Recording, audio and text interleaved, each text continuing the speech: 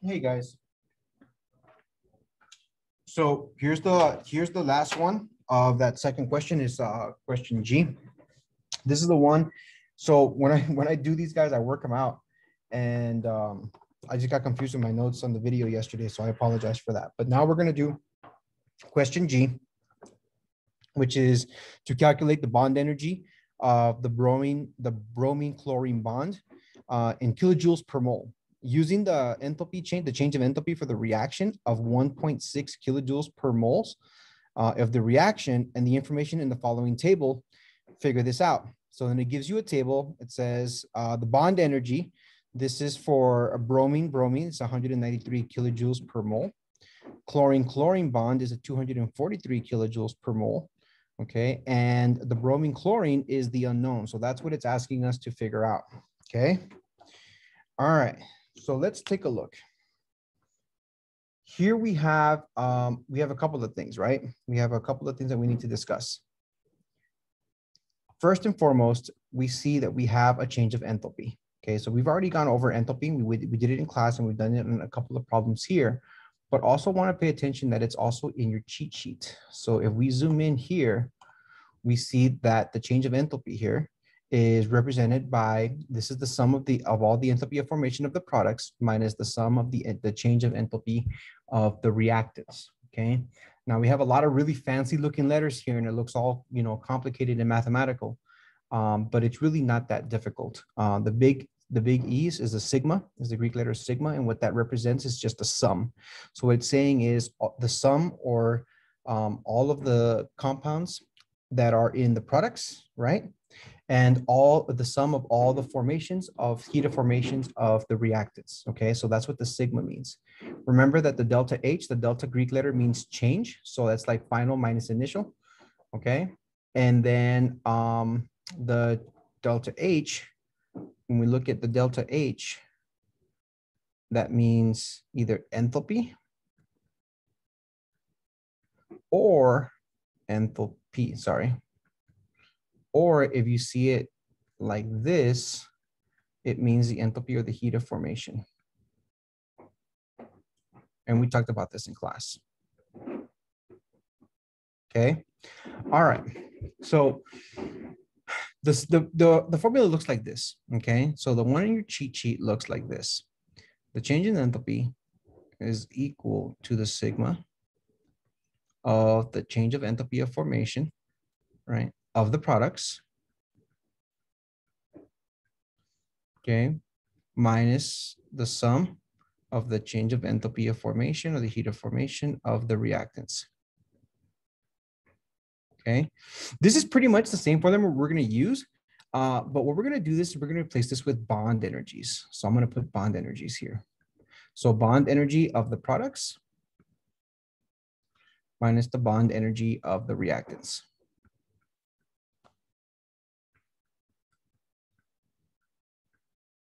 Okay, all right.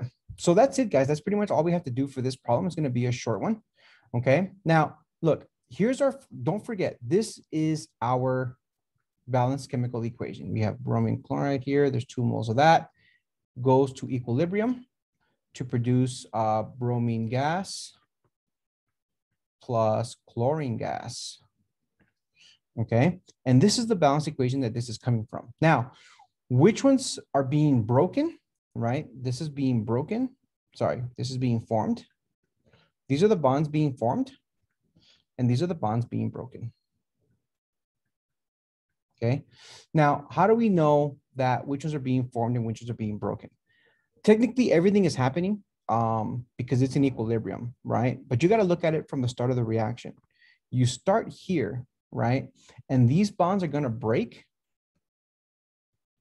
to form these compounds, right? So when you set up your reaction, right, you're going to set it up to determine which ones are being broken and which ones are being formed. Okay. You with me so far? Okay. So if we were to rewrite this formula, I'm going to use a different color. If we're going to rewrite this formula in terms of bond energies, okay, this is what it would look like. Take the sum of the bond energies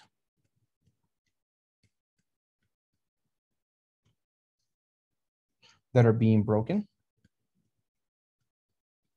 which is the reactants, minus the sum of the bond energies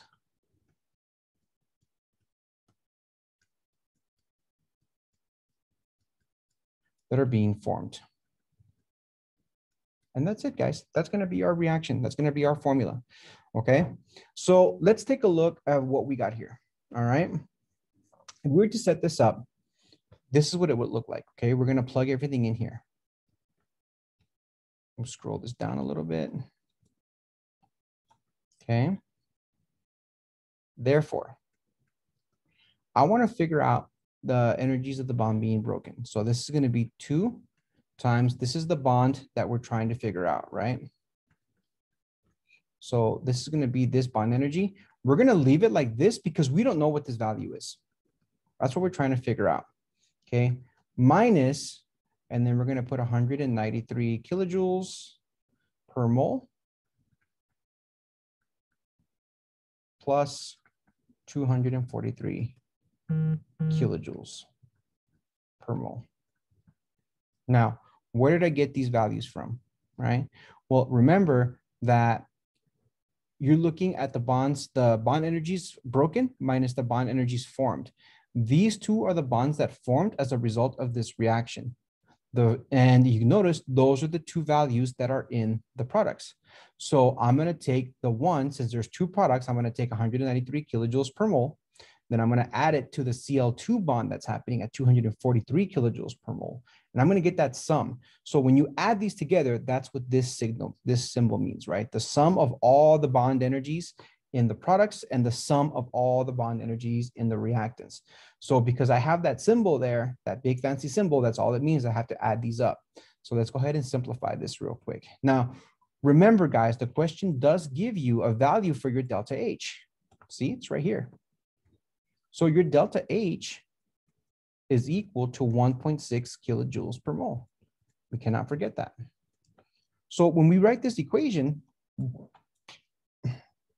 delta H is equal to 2, the BRCL, minus, I'm going to add these together, right? Let me see, where's my calculator here?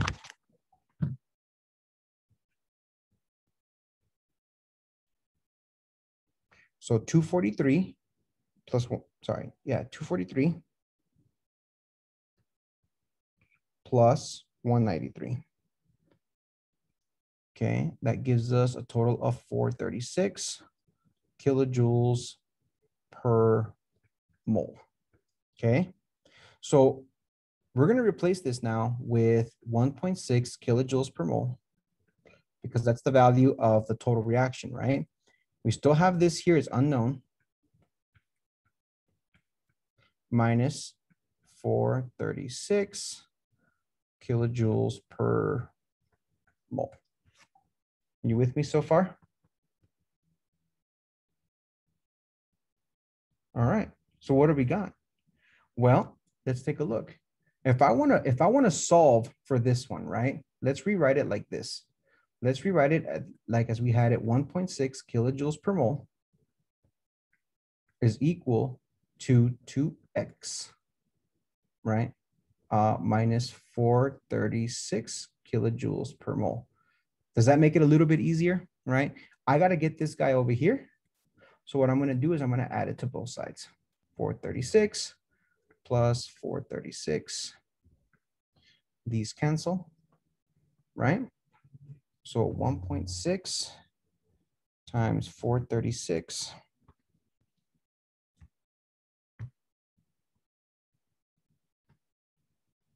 equals 437.6 kilojoules per mole is equal to 2x. So we got to solve for x. So in order to get x by itself, I'm going to divide both sides by 2. Now you're probably thinking, hey, how come there's a 2 there? Well, there's a 2 there because if you look at the original balanced equation, there's a 2 here. See, you have to make sure you take that into account. Divide both sides by 2, and you end up with 218.8 if I want to keep this to 3 significant figures, right? That becomes 219 kilojoules per mole. And that's it. That's how you figure this one out, okay? So we went through this hugely complicated equation to figure out that it's actually pretty easy, okay? So when you're dealing with bond energies, okay, just remember this formula. Bond energies is gonna help you understand how to do this, and this is how you calculate them. All right, guys, that's it for this video. I don't wanna overwhelm you. I'm gonna go ahead and start working on another one. But that's it for question number 2. I believe that is the last question, and it is. All right, I'll see you guys in a bit.